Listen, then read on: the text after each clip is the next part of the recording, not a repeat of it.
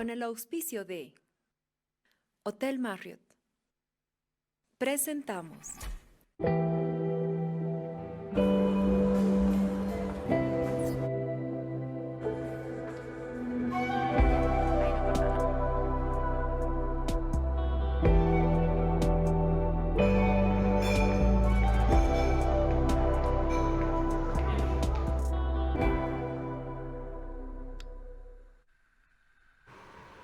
Ya estamos en el ombligo de esta semana. Hemos puesto la atención en Santa Cruz, donde se ha concentrado la atención política a raíz del censo y ha dejado traslucir otras tensiones cruceñas y bolivianas.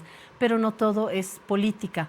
Lo otro que es fundamental también para nuestro bienestar como país y como familias y como individuos es la economía. Hoy volvemos con nuestra mesa de economistas. Bienvenidos.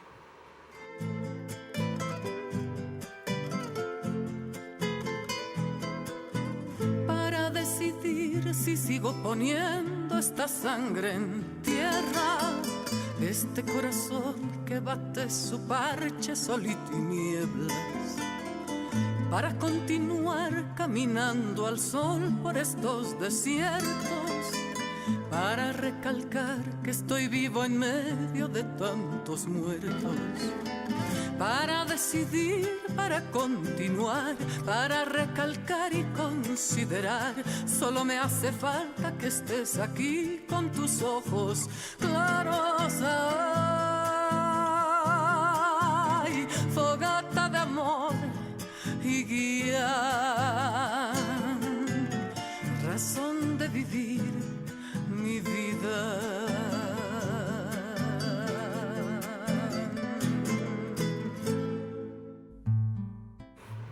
Como todo inicio de Piedra, Papel y Tinta, le invito a que se compre La Razón Papel. Comparto con usted la portada de nuestro cotidiano. Ahí está, la premura obliga a Camacho a ofrecer estudio estadístico, y en la fotografía el encuentro del presidente Arce con el alcalde de Santa Cruz, Johnny Fernández. El alcalde nos ha otorgado una entrevista ayer y le hemos dado insumos nuevos en Santa Cruz. Si usted se compra hoy La Razón, tiene derecho a su suplemento Neurona, que esta semana de agosto, estamos cerca del aniversario de la patria, trae un número especial con personajes históricos, con símbolos patrios. Es el cariño de La Razón para sus lectores y lectoras. Y también comparto con usted la caricatura de Al-Azhar. Vamos a ver qué trae hoy Al-Azhar para nosotros. Ahí está hablando, por supuesto, del conflicto entre sectores cocaleros, donde aparece una nueva grieta, otro de los problemas a resolverse en el país. Gracias, Al-Azhar es de La Razón. Gracias también a Víctor Hugo Romero, que nos trae su propuesta desde Cochabamba. Vamos a leer la propuesta de Víctor Hugo. Sigan inflando, solo necesitamos que uno de esos globos de ensayo funcione para tumbar a este gobierno. Y también tengo para ustedes Fuera de Contexto, que es un espacio de Claudio Rosell Arce, uno de nuestros colaboradores. Ahí está la fotografía. La fotografía es de mi colega Rodwi Cazón. Seguro que el parapeto de concreto les resulta muy funcional al servidor para hacer su declaración, voluntaria o no, ante los medios, pero habrá que preguntarles a las y los que así trabajan si están cómodos para registrar el momento. Ilustración también de las relaciones, siempre conflictivas, entre fuentes y periodistas. Este es el texto de Claudio Rosell y este es el sector Fuera de Contexto. Gracias, Claudio, y gracias, Rodwi, por la fotografía y el texto. Este es el periodismo que ofrecemos, también interpretativo, también un periodismo con sentimiento. Hablando de sentimiento, le vamos a poner sentimiento a esta mesa de economistas. La economía parece fría, se luce en su frialdad ante la opinión pública, pero puede tener sentimiento también, debe tener sentimiento. La economía sin corazón no tiene sentido. Por eso les voy a ofrecer esta cueca de Matilde Casasola, interpretada por Dagmar Dumchen. No pronuncio bien, Horst la otra vez me criticó, imposible que yo pueda pronunciar un apellido alemán. Dagmar Dumchen y Eduardo Yáñez nos ofrecen esta versión de una de las cuecas más hermosas que retrata nuestro profundo amor a Bolivia. Aquí va. Ya te tengo en mi mirada, ya contemplo en tu infinito mis montañas recortadas, ya contemplo en tu infinito mis montañas recortadas, desde lejos, desde aquellos horizontes que se escapan. Hoy regreso a tu infinita Pachamama, Pachamama. Hoy regreso a tu infinita Pachamama, Pachamama. Yo no logro explicar con qué cadena me atas, con qué hierba me cautivas, dulce tierra boliviana, con qué hierba me cautivas, dulce tierra boliviana. Ay, la, la, la, la, la. Ay, la, la, la, la. Esa fue la primerita de esta cueca de Dagmar. Horst Grebe, también alemán boliviano como Dagmar, ¿no? Han entregado su corazón a Bolivia. Bienvenido, Horst Grebe. Gracias. Más boliviano que alemán, sin embargo. Bueno, nacido acá y con toda la mitad de la familia también boliviana. Y con de el varios corazón puesto antecedentes. acá también, Horst. Claro, lógico. Eso tiene que ser así. Pues, aquí he vivido siempre, mientras no he estado afuera. Gracias, Horst.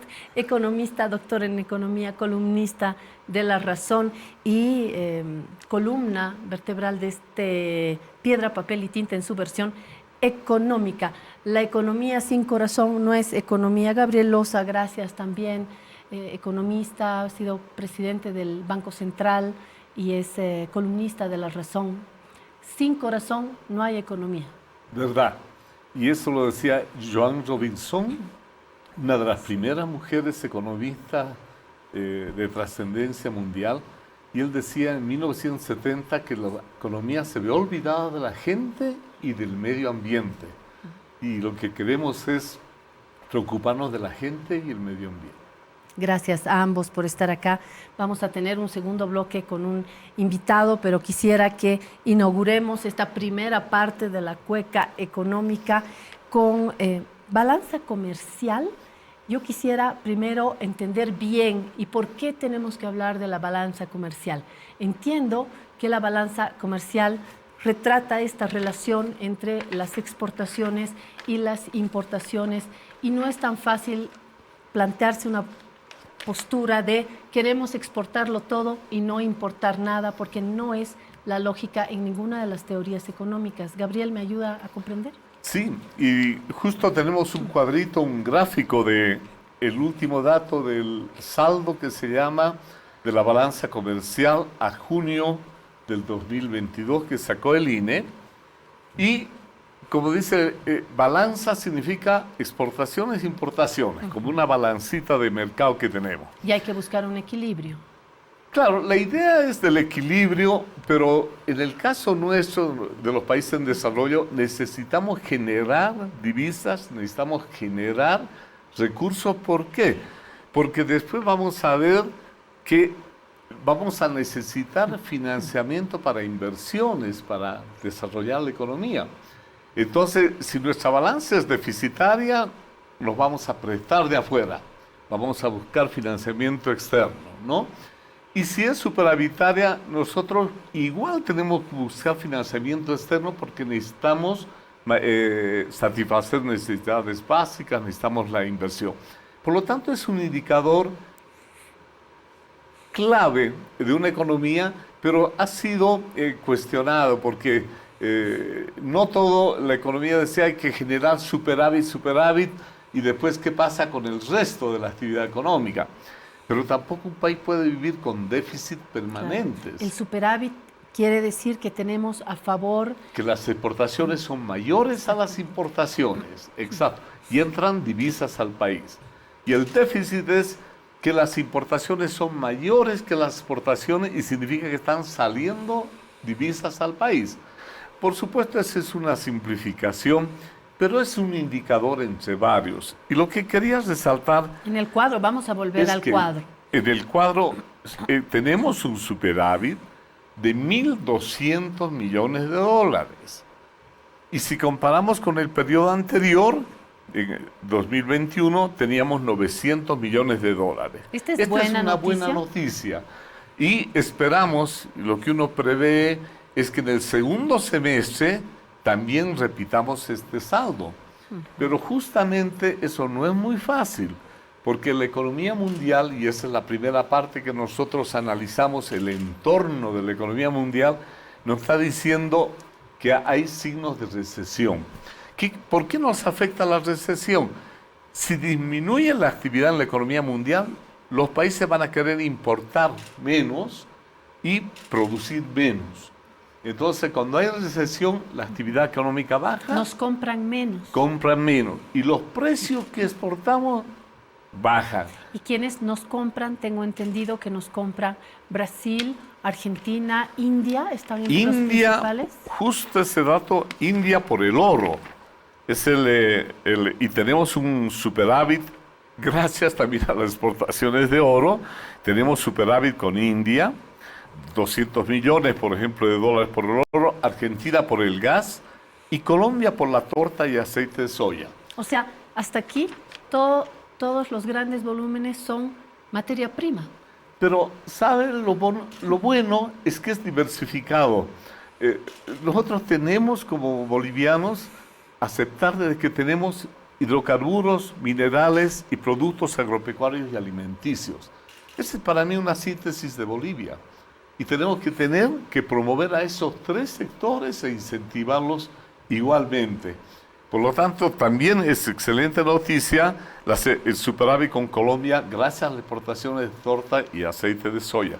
Por lo tanto, el superávit se construye con minería, con hidrocarburos y también con los productos agropecuarios. Horst, ¿comparte esta mirada y este entusiasmo de Gabriel? No mucho. Bueno, en parte. La primera observación que hay que hacer, que no se puede tener el balance comercial equilibrado siempre. Lo que hay que tener es una tendencia adecuada para ir compensando las caídas y las subidas de tal manera que en el mediano plazo el país está con igual exportación que importación. Primera cosa. Antes de pasar al segundo punto, Horst, tengo una curiosidad por qué países se plantearían como modelos en América Latina o en Europa, para tener contextos más cercanos, de una buena balanza comercial, tomando en cuenta los tamaños de las economías. Bueno, yo diría que hay países que son permanentemente superavitarios, es el caso de Alemania con su exportación de automóviles a la China. Tiene una base industrial muy sofisticada, exporta maquinaria, exporta automóviles, exporta productos electrónicos, etc. Entonces, a eso quería llegar, que también hay que ver la composición de las exportaciones para saber en qué medida el balance comercial, el saldo comercial positivo es realmente positivo. Ocurre que en la historia ha habido épocas largas, y estamos regresando a ellas, de un intercambio desigual entre los países industrializados y los países que exportan productos primarios y materias primas. ¿Por qué? Porque el nivel de precios de las exportaciones primarias es oscilante. Los productos industriales son mucho más estables en su nivel de precios a mediano y largo plazo. Por otra parte, opera lo que se llama el deterioro de los términos del intercambio, que nosotros exportamos cada vez más materia prima, más productos primarios en volumen para importar la misma cantidad de productos industriales. O sea, esa cifra agregada que muestra el cuadro que ha presentado. O sea, exportamos más lana de las chompas que compramos, digamos. Exactamente, exactamente. Y exportamos, por decir algo, estaño y después compramos productos que contienen estaño y el estaño oscila en primer lugar mucho, como es característico de los productos primarios, pero en su tendencia a largo plazo cada vez compra menos 1 kilo o 1 tonelada de estaño de productos industrializados. Eso se llama términos del intercambio. Ha habido una época en la economía internacional, en el siglo XIX sobre todo y un poco antes, que se sostenía que la riqueza de los países consistía en una balanza comercial favorable. Es la época del mercantilismo. Los países se esforzaban en tener superávit comercial y, por supuesto, acumular la diferencia de lo que exportaban de más en oro. Y nosotros tenemos ahora de una manera más moderna reservas. Para tener reservas, claro. Para tener reservas. Por lo tanto, hay que cuadrar. En economía siempre hay que mirar el conjunto de las variables y no solamente una, que puede ser una fotografía muy agradable, muy optimista para interpretar las cosas, pero que puede variar en el curso de los próximos meses. Como lo ha dicho Gabriel, esa balanza comercial nos alegra, obviamente, pero no está de una manera constituida que podemos garantizar que en el curso de los próximos 6, 12, 18 meses se vaya a mantener. ¿Qué tormentas pueden aparecer? Se me ocurre a mí que puede incidir, bueno, la inflación, Es una. los precios en particular de los alimentos, que es lo que hablamos en este espacio. Pandemia, la guerra Rusia, Ucrania y otras tensiones. Acuérdense que Pelosi ayer Ha llegado a Taiwán, que es una provocación provocando. inadmisible. China Eso, está también respondiendo inmediatamente frente a eso. O sea que, como si no tuviéramos suficiente con la guerra Rusia-Ucrania, estamos pateando las puertas también en otro lado. Esto va a afectar a la estabilidad, a los precios, alimentos. Esta es la tormenta que hay que mirar. yo creo que lo que estamos viviendo es un abandono de el optimismo que generaba la interdependencia generada por un proceso de globalización y que la globalización parecía que era la panacea para todas las economías, funcionaban los mercados se equilibraban entre las fuerzas de oferta y demanda, etcétera, etcétera. Han ocurrido 3 fenómenos que han alterado esa visión optimista de un mundo dominado por los mercados y por los flujos internacionales. La primera es la pandemia, la segunda es la invasión de Rusia a Ucrania y la tercera es la provocación de Estados Unidos a China al llevar a la señora, que es la tercera persona en rango en Estados Unidos, a una visita de Estado a Taiwán.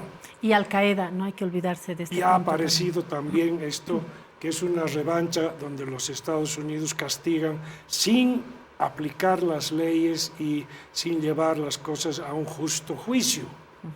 O sea, todo esto que se predica, que los juicios tienen que tener un procedimiento, un sistema de acusación, jueces que finalmente califican y condenan y dan la sentencia, pero los Estados Unidos, después de el ataque a las Torres Gemelas, han decidido tomar revancha y, como dice la Biblia, ojo por ojo, diente por diente. Gabriel. Bueno, en realidad estamos entrando a un nuevo desorden político, económico mundial. Preocupa porque es una especie de autosuicidio, que está mal dicha esa palabra, pero corresponde a la realidad. Yo no sé hacia dónde van los líderes lo que están pensando. Porque estas provocaciones, todo eso, ¿a dónde nos conduce? Pero me vuelvo a preguntar, ¿quién gana de todo esta crisis y este problema? Porque siempre buscamos la racionalidad. Por supuesto, está ¿Dónde un está mundo la ganancia de los irracional. pescadores? ¿Qué Exacto, porque pescadores hay? de una guerra fría estamos pasando a una guerra caliente y eso va a ser incontrolable. Pero me acuerdo que hace mucho tiempo se hablaba, John Kenneth Galbraith, un economista norteamericano, del complejo militar industrial, por ejemplo, en el caso de Estados Unidos. Hay todo un complejo militar, tecnológico, industrial, que se beneficia de las armas, de las exportaciones de armas, de la expansión del gasto. Yo era keynesiano, me gusta más gasto fiscal para promover el desarrollo. Ese gasto fiscal va para armas, para armamento. Estados Unidos, $40.000 millones a Ucrania, lo que nunca el fondo para los países de América Latina se resiste a dar un centavo.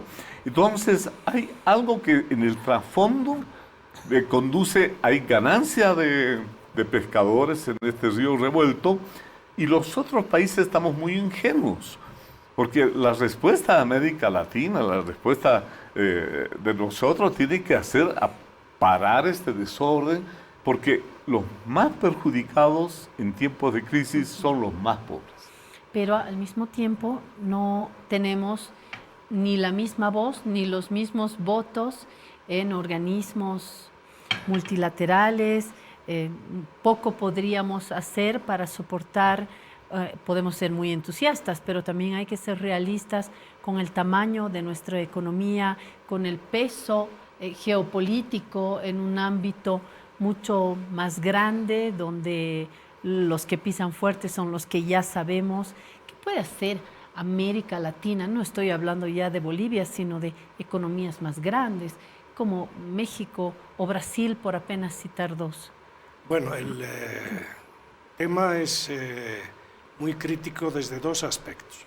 En todas las guerras ganan los fabricantes de armamento, y cada vez son armamentos más sofisticados que están destinados a matar. Ese es su objetivo y para eso se utiliza. Entonces, lo que hay que tratar de hacer es que no haya una forma de intervención de las empresas productoras de armamentos que atizan los conflictos de tal manera que se vuelvan militares y en conflictos armados. El segundo aspecto es que América Latina no puede detener ni la invasión de Rusia a Ucrania ni la provocación de Estados Unidos a China. en Taiwán, ¿cierto? Pero es una provocación a China. Pero tampoco es una región que es absolutamente pasiva por razones estructurales y que no puede hacer nada en este contexto. Yo creo que lo primero que tiene que hacer es retomar las iniciativas de integración. Ningún país aislado se va a librar de las consecuencias de la guerra, de los otros conflictos que no hemos mencionado, el cambio climático que está en un despliegue impresionante. Entonces, para poder tener, en primer lugar, un paraguas protector, América Latina se tiene que integrar. En segundo lugar, y esa integración ya no debe ser ni la comercial únicamente que había antes, ni la geopolítica que también ha prevalecido durante una temporada. Tiene que ser una posición a geometría variable. No puedes poner a los 34, 35 países de América Latina y el Caribe en el mismo bote. Sí. Son diferentes y tienen otras condiciones de tamaño, de condiciones geopolíticas, de tradición institucional y de orientación ideológica. Pero aquí también podemos volver a pecar de optimistas, tomando en cuenta que si bien estos procesos de integración no pueden responder a gobiernos o a colores políticos de gobiernos de turno, también tenemos que estar conscientes de que hay unas polarizaciones brutales, comenzando en casa, siguiendo en Perú, siguiendo en Argentina, siguiendo en Colombia, siguiendo en México y así por todos los En los últimos 20 años, América Latina ha ido retrocediendo en su significado internacional, claramente. ¿Y a qué se debe eso? A que su polarización interna, su división en términos también de orientación de sus exportaciones, sus preferencias de mercado en el norte y sus preferencias de mercado de América del Sur hacia la región asiática, hace que no podamos tener una voz unificada como la tuvimos en el pasado. ¿De cuándo hablamos? ¿De cuál es el de la momento? que hay que- creación del orden internacional de 1945 a 1948.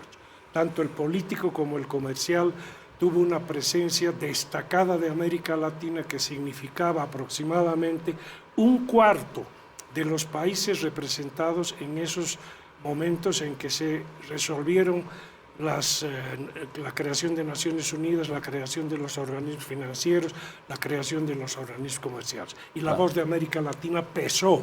Era el acuerdo Sí. de Bretton Woods que se llamó Así es. idea de Keynes, antes de morirse, porque después se murió el 46. Pero dentro de lo que plantea Jorge, Pero sí, también eres nostálgico de ese momento, Gabriel. sí, porque Digo era de la nostálgico porque hay que posguerra. ver si hay que volver, si ha Es sido un que buen han momento. cambiado las cosas.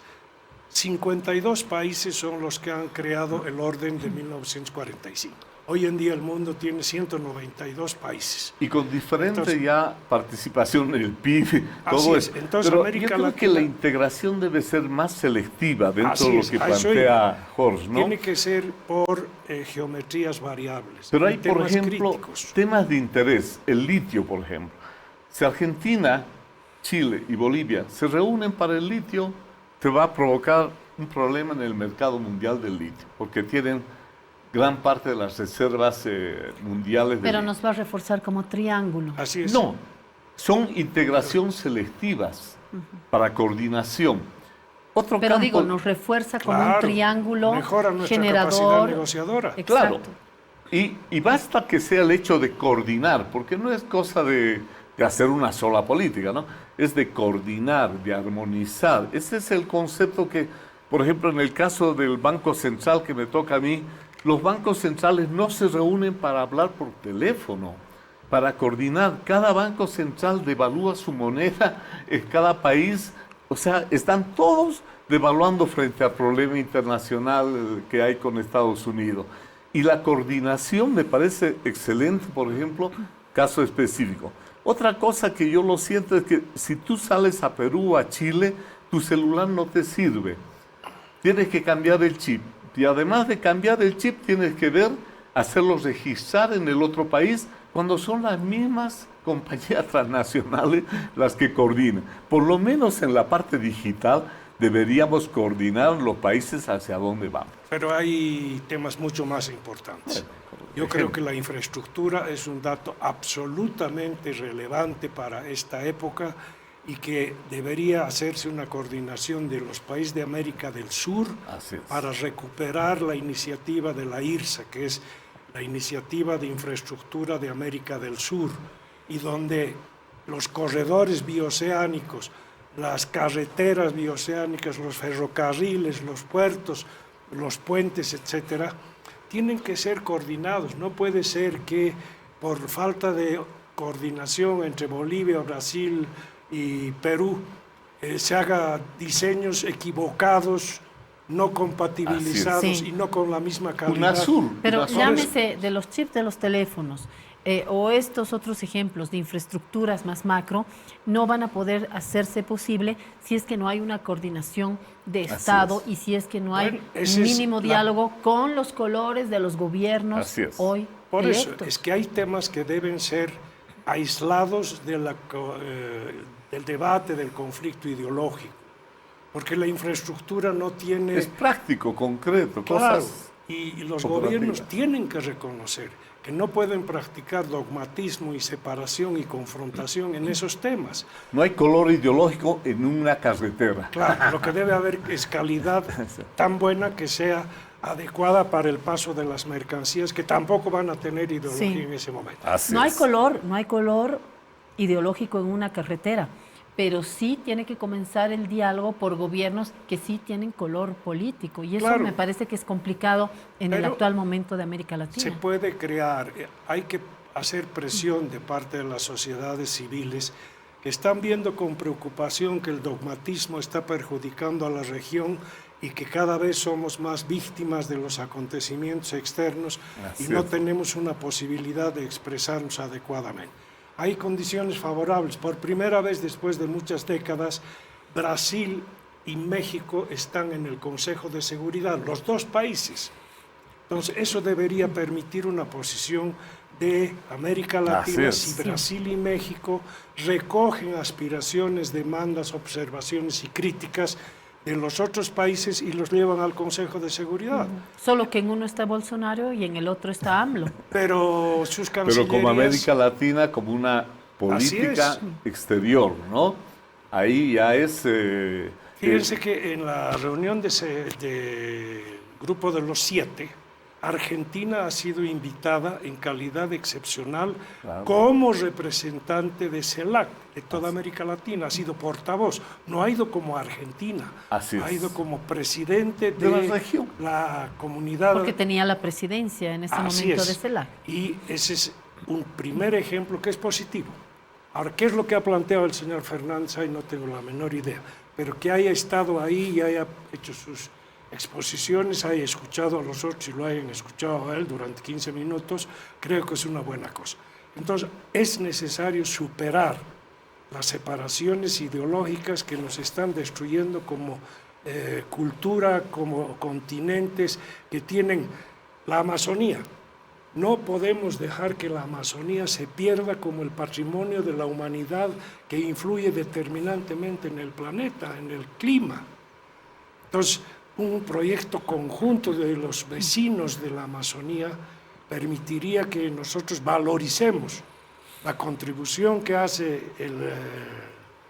la región amazónica a la cuestión del cambio climático. Sí. Y lo mismo en sanidad. Y los que más contaminan también deberían asumir compromisos más serios de no Así es. contaminar. No voy a estar en el orden alfabético, pero China y Estados Unidos se me por vienen de supuesto, inmediato a la pero mente. negociamos mejor con ellos cuando hablamos por los 9 países que forman parte del el Tratado Amazónico. Es mejor negociador un grupo de 9 países que aislados uno por uno que van reclamando su cosita y nadie les oye. ¿Cuáles serían, a su modo de ver, los espacios de diálogo en una primera instancia desde América Latina para defender intereses económicos de la región? Los espacios existen. ¿Cuáles son? Lo que no hay que crear, los espacios, por ejemplo, del UNASUR que se quiera. Ayer el proyecto de carreteras como un tema central, la parte de integración física. Existen los espacios porque el Grupo Andino, la Comunidad Andina, el Acuerdo de Cartagena, el Pacto Andino que se llama Mercosur, hay reuniones del Mercosur reciente. Brasil todavía no nos da el ok para que Bolivia sea miembro pleno del Mercosur. Entonces no son espacios No, lo que realmente pasa integradores. es sí. que no es cuestión de crear un nuevo espacio. Por ejemplo, Colombia, Perú y Chile que quisieron ideológicamente crear su propio espacio. Ni tampoco nosotros en América del Sur hacer espacios ideológicos. Lo que se tiene que plantear, a mi modo de ver, son proyectos estratégicos comunes, más selectivos de un manejo, con una visión común de la región, que ha deteriorado la región su posición a nivel internacional, hacer un comercio efectivo. Hay varios campos de cooperación.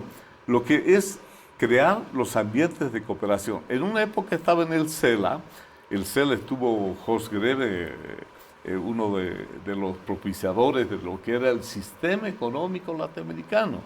Ahora se ha creado otro subsistema. Yo creo que la cosa es más práctica, es la integración efectiva en función de problemas concretos, en función de proyectos estratégicos. Ujú. ¿Y cómo hacer eso sin contribuir al ya aparato con tanto sonido de siglas? Con Horst hemos hablado de tanta sigla, mucha sigla, pocas nueces, Eso. otra sigla más. ¿Cuál sería la Bueno, yo creo posición? que hemos creado instituciones que después las hemos enterrado. El caso más triste para mí es el de UNASUR, porque UNASUR fue una buena creación en un momento propiciada por Brasil, Ecuador, ahí se sumaron también los otros y estaba funcionando adecuadamente. Pero a la hora de elegir los directivos de UNASUR empezaron los problemas y se tuvo que hacer un compromiso bastante idiota porque repartieron el periodo que le tocaba a Venezuela en 2 con Colombia. Entonces, un año Colombia, un año Venezuela, así no se pueden hacer las cosas. El dogmatismo, la belicosidad que ha prevalecido en ciertos momentos en América del Sur ha sido muy negativo para la región. Y después hemos llegado al extremo que eran tales las rivalidades que se ha cerrado Sunasur, que es un equívoco muy grande. Y yo diría que lejos de crear algo nuevo hay que revitalizar Unasur, es una buena cosa. Creo que hay que también pensar en espacios más cortos sobre temas específicos.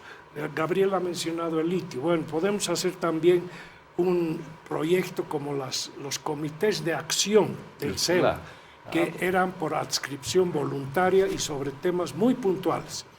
Podemos hacer en la producción de todo lo que es para la salud, vacunas, artefactos, instrumental quirúrgico, etcétera, etcétera, y también mediante esa institución podemos tener la franquicia de las patentes. También se puede hacer en el ámbito de la alimentación. Yo no estoy de acuerdo con exportar proteínas a la China mientras hay hambre en América Latina, en nuestro país. Y tampoco estoy de acuerdo en desforestar para tener terrenos de cultivos para exportar proteínas y alimentos a la China. Esto que hablábamos al comienzo de los términos del intercambio hacen que nosotros estemos perdiendo la posibilidad de exportar productos con cada vez mayor valor agregado. Estamos exportando productos sin valor agregado, pura materia prima con muy poco tratamiento, y a cambio, decíamos, estamos importando lo que necesitamos en maquinaria, aparatos tecnológicos, etcétera, etcétera. Podemos hacer acuerdos también en el ámbito de la industria automotriz, y que la tienen Brasil y Argentina. Entonces, UNASUR podría ser una fórmula para América del Sur. Más complicada es la situación de Panamá para el norte, precisamente porque ellos tienen una dependencia del mercado de Estados Unidos muy grande. Ahí es más difícil que coordinemos. Pero entonces la solución sería más regional que un eje latinoamericano más amplio. Yo creo que el eje latinoamericano para todos los temas no es viable. Ya está claro que América Latina no es una región que tenga identidad política capaz de expresarla afuera. Es una identidad cultural. Pero sus Bueno, la regiones... Unión Europea tampoco se presentó como una identidad uniforme. De hecho, hoy tampoco expresa esas identidades. Un proyecto que ha tardado más de 50 años en hacerse carne y que hoy todavía sigue manifestando estas desigualdades. Es decir, podemos pensar todavía en la posibilidad de estas estructuras. Algo macro. de la experiencia de la Unión Europea podemos recoger, porque la Unión Europea ha ido construyendo institucionalidad de a poco y ha partido por acuerdos preliminares bastante circunscritos, después le ha puesto un poco más encima otro piso, etc. Hacemos una pausa por una baja de internet ahora. Para aligerar este duro peso de nuestros días, esta soledad que llevamos todos, islas perdidas.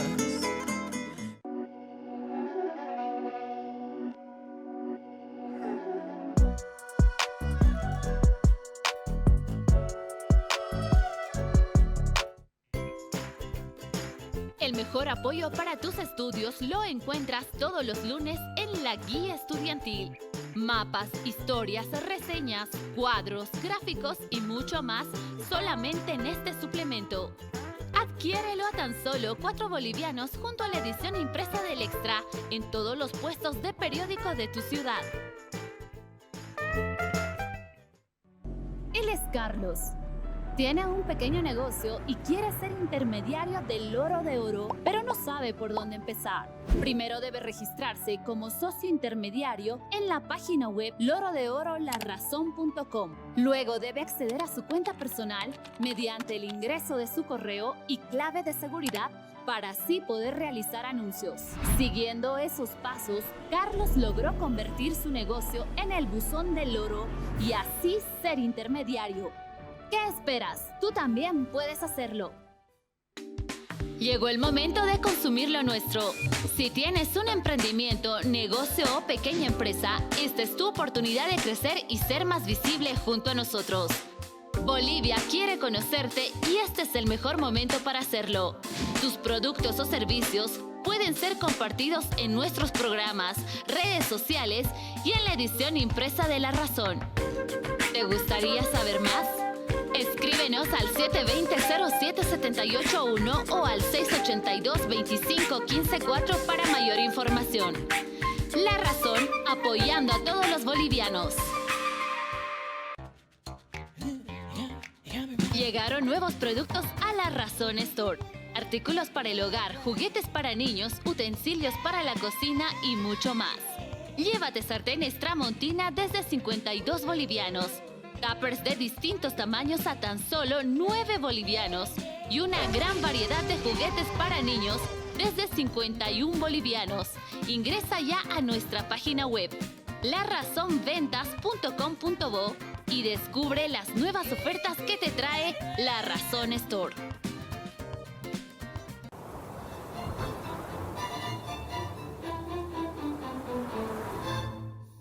Un especial para todos los bolivianos. Hitos importantes, lugares turísticos, noticias relevantes y mucho más en este suplemento para conmemorar la independencia de nuestro país. Búscalo este sábado 6 de agosto junto a la edición impresa de La Razón y El Extra. La Razón, periodismo y punto. Para descartar esta sensación de perderlo todo, para analizar por dónde seguir y elegir el modo. Muy bien, estamos en la segunda parte del Piedra, Papel y Tinta y vamos a plantear también la segundita de la cueca para no olvidarnos de la música. ¿La tenemos?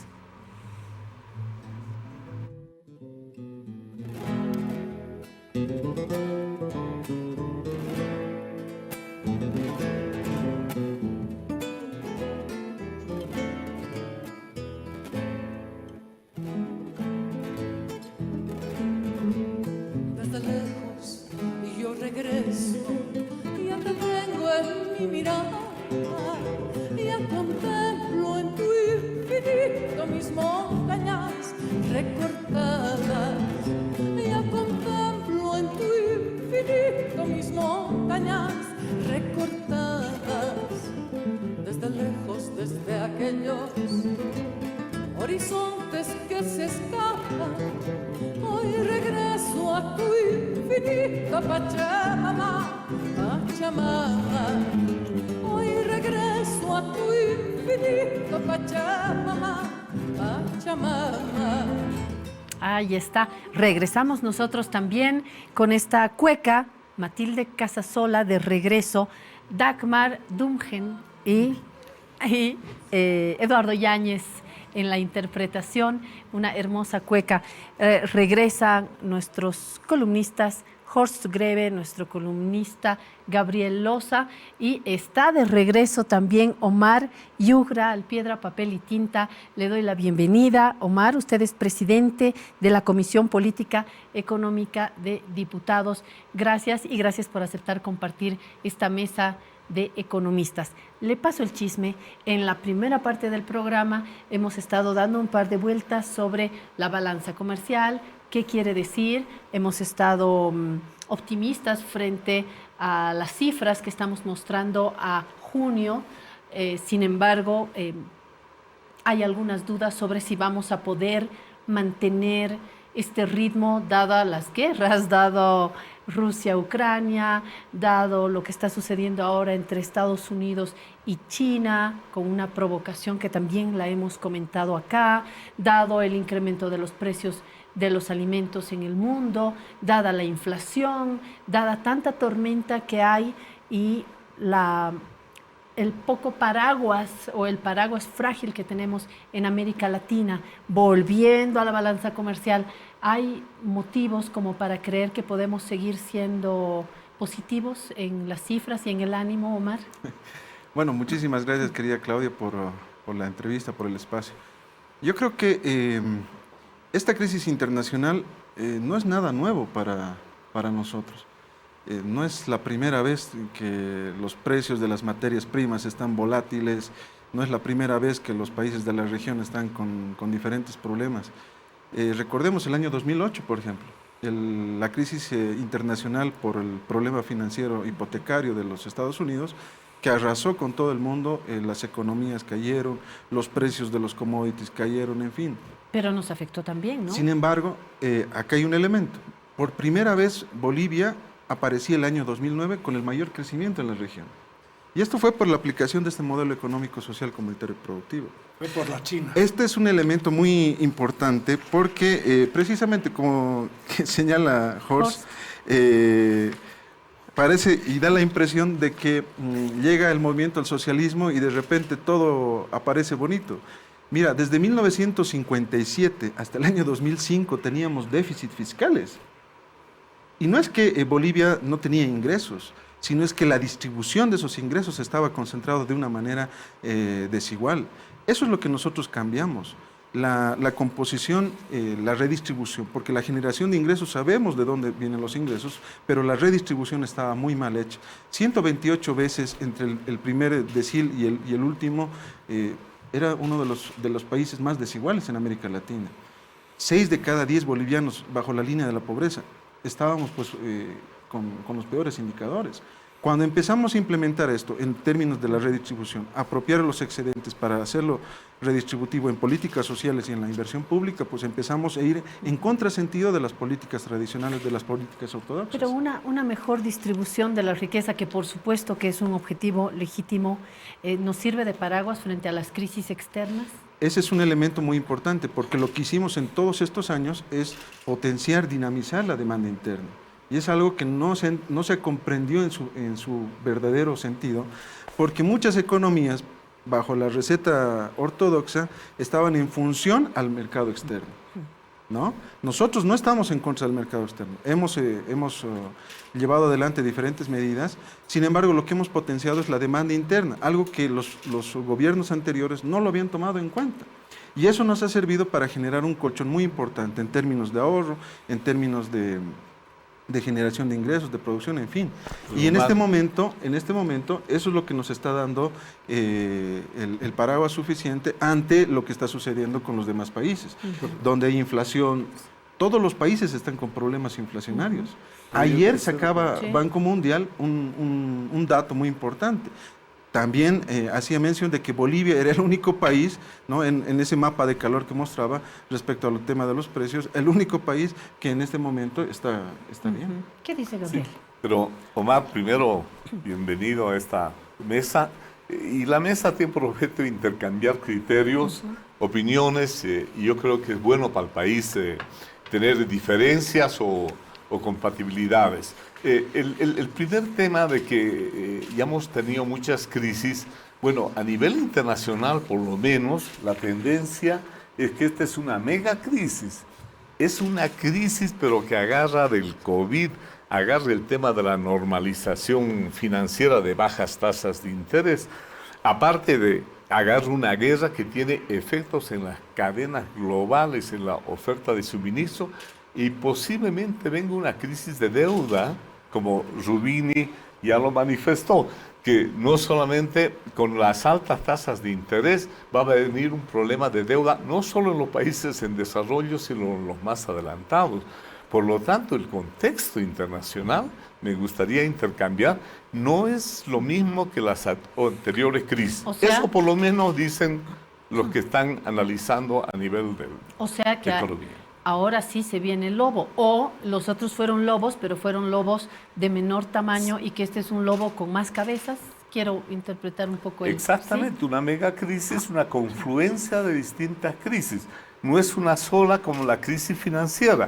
Vino la crisis financiera en 2008, a mí me tocó ser del Banco Central, cuando perdíamos las reservas internacionales cada día, y el presidente Evo dijo, había que tener como meta recuperar las reservas. En esa época, 8.000 millones. Y habíamos descendido. pero después se recuperó rápido el precio del petróleo y hubo un ajuste en la economía financiera y los impactos fueron menores. Hoy los elementos todavía en la incertidumbre. No sabemos qué va a pasar con el precio del petróleo. Está en 94 esta mañana, por ejemplo, ¿no? Después de estar 120. Pero entonces hay elementos que por lo menos a nosotros nos preocupa el entorno internacional. Horst, ¿tú también crees que este lobo tiene muchas cabezas y Claro. que hay que tener más cuidado? Yo diría que estamos ante una enfermedad que tiene totalmente combinadas una serie de nuevas enfermedades que se combinan, cosa que no era antes el caso. Había una sola enfermedad, atacábamos con ciertos medicamentos o con ciertas terapias, etcétera, y eso se solucionaba. Ahora estamos con una serie de enfermedades que se combinan, por lo tanto no podemos darle el tratamiento a todos los pacientes del hospital con ejercicio, dieta y aspirinas y medicamentos. Les tenemos que dar una dosis adecuada para cada una de las enfermedades que se está presentando. Y son varias, Omar. Es precisamente eso, y le doy la razón a Jorge. El problema mundial en este momento es que a todas las economías le están aplicando la misma receta desde los años 70. Bolivia no está haciendo eso. Está aplicando otro tipo de medidas que ha ido en contrasentido, y eso que quiero remarcarlo, ha ido en contrasentido de la receta tradicional. No hemos incrementado impuestos, no hemos disminuido el gasto, que es la receta tradicional, y mucho menos la devaluación. Porque esa receta ha ocasionado que precisamente la mayoría de los países en este momento estén teniendo presiones inflacionarias. Este momento coyuntural a nivel mundial se denomina estanflación. Estancamiento con inflación. Todos los países están teniendo este problema. ¿Por qué? Porque han seguido la receta. Y aquí hago una pregunta. ¿Por qué el Fondo Monetario Internacional ahora está hablando más bien de hacer políticas de lucha contra la desigualdad? ¿Por qué está tomando en cuenta las políticas que nosotros estamos haciendo y lo está señalando? Ayer, por eso te digo, Banco Mundial ha rescatado que Bolivia está con estabilidad y con la inflación más baja. ¿Por qué los organismos internacionales reflejan esta situación? Porque nosotros no estamos haciendo las mismas medidas que el resto de los países. Pero y estas mismas medidas nos van a servir otra vez con el paraguas. Hasta aquí nos ha protegido de la lluvia en estos sentidos, pero vamos a estar así de entusiastas de aquí a 6 meses. Mira, no significa esto ser entusiasta, esto Ahí significa estamos ser con el- realista. Lo vamos a enfocar. Porque el ahí tema de está. los precios, efectivamente, como decía hace un momento, no es un tema nuevo. Y no se trata de que ahora sí viene el lobo o tiene más cabezas el lobo, no. Se trata de ser realistas e implementar medidas que vayan en contrasentido de lo que está sucediendo. Y por eso es que acá mostraba, Sí, ahí en está. diferentes oportunidades ha habido caídas, crecimientos, caídas, subidas, caídas, en fin. Eso no es nada nuevo en el mercado internacional.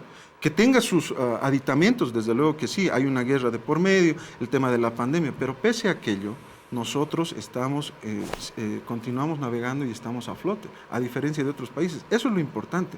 Cuando generas certidumbre, cuando generas estabilidad, independientemente de lo que esté sucediendo, pues las actividades económicas se van desenvolviendo de mejor manera.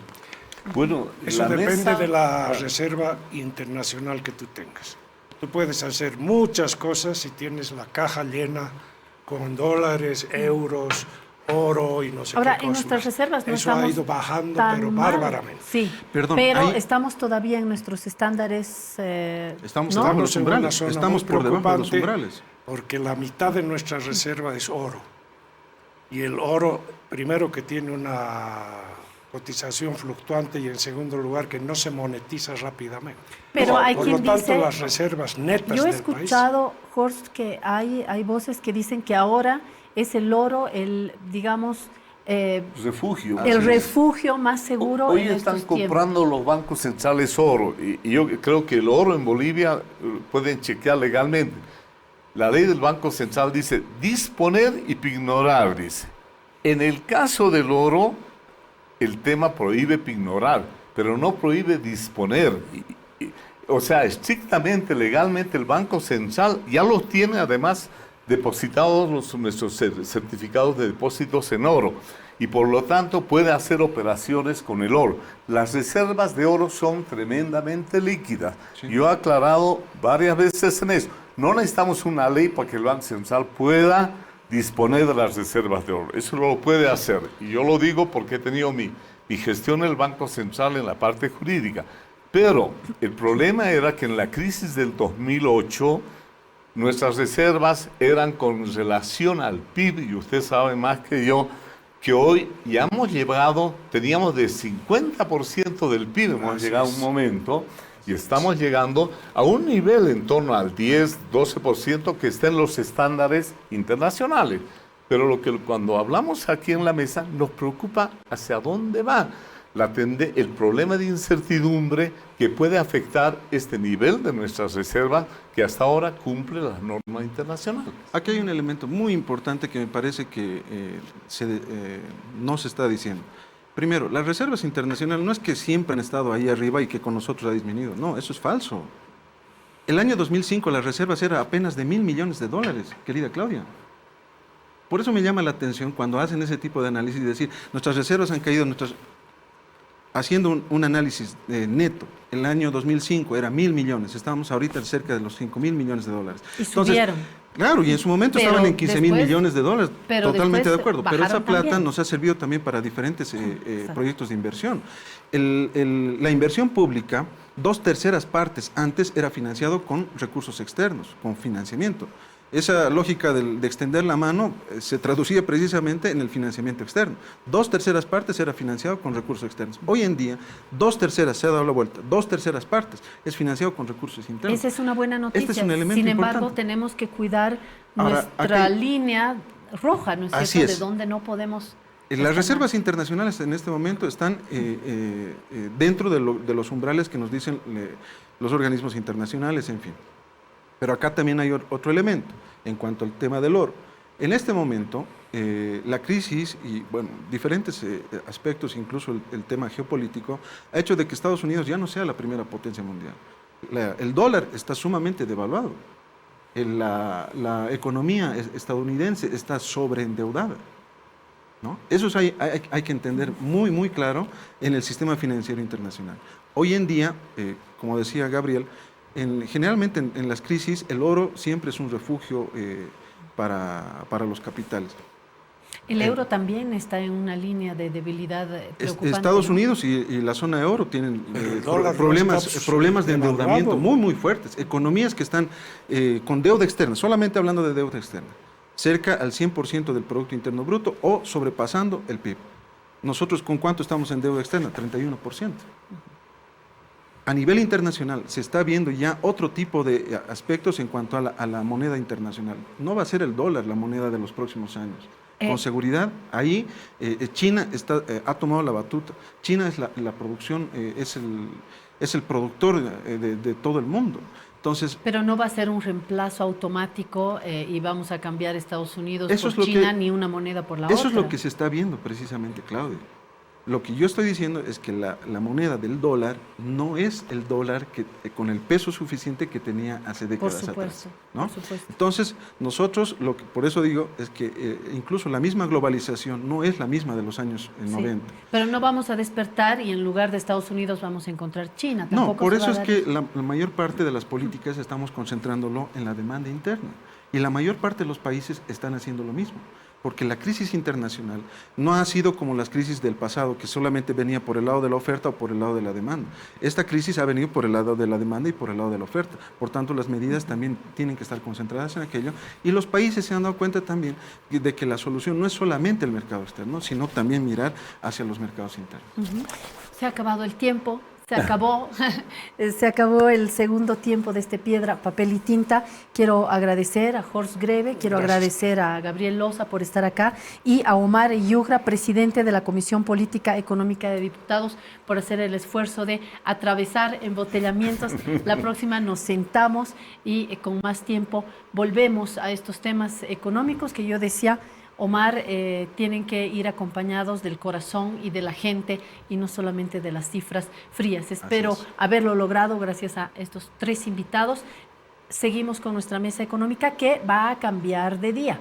De miércoles del ombligo se va a ir a la cabeza de la semana. Este próximo lunes no, pero el siguiente lunes volvemos con la mesa económica y vamos a volver a invitar a Omar, que ha tejido un lindo diálogo con nuestros columnistas. Con ustedes hasta mañana a las 11. Las gracias y un abrazo.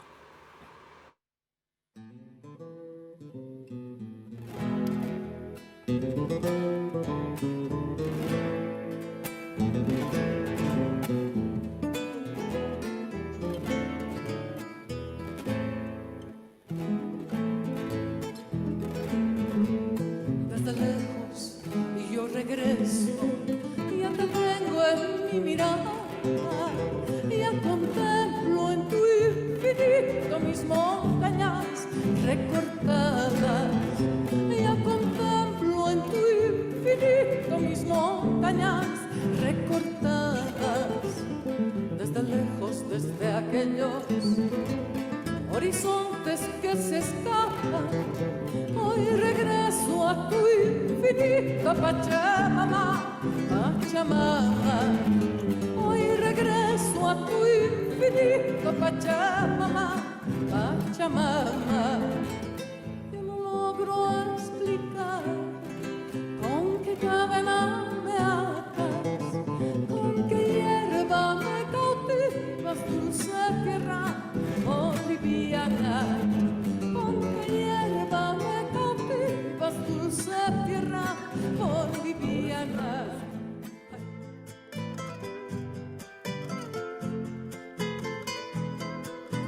Para decidir si sigo poniendo esta sangre en tierra, este corazón que bate su parche sol y tinieblas, para continuar caminando al sol por estos desiertos, para recalcar que estoy vivo en medio de tantos muertos, para decidir, para continuar, para recalcar y considerar. Solo me hace falta que estés aquí con tus ojos claros. Ay, fogata de amor y guía, razón de vivir mi vida.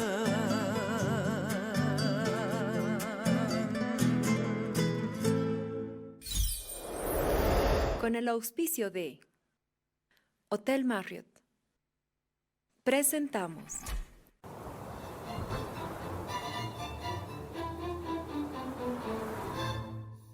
un especial para todos los bolivianos. Hitos importantes, lugares turísticos, noticias relevantes y mucho más en este suplemento para conmemorar la independencia de nuestro país. Búscalo este sábado 6 de agosto junto a la edición impresa de La Razón y El Extra. La Razón, periodismo y punto.